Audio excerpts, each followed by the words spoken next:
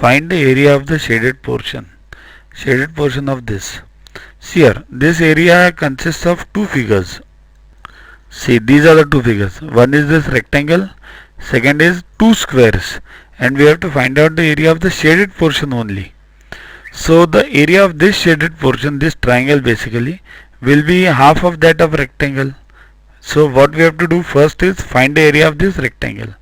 To find out the area of this rectangle, we must know the sides. One is 15 and second is what? This side. This side is 16. Say this side. This is 16.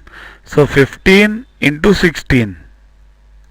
See this rectangle, 15 into 16, that is 240. But we want it of triangle. This triangle is half. So half is 120.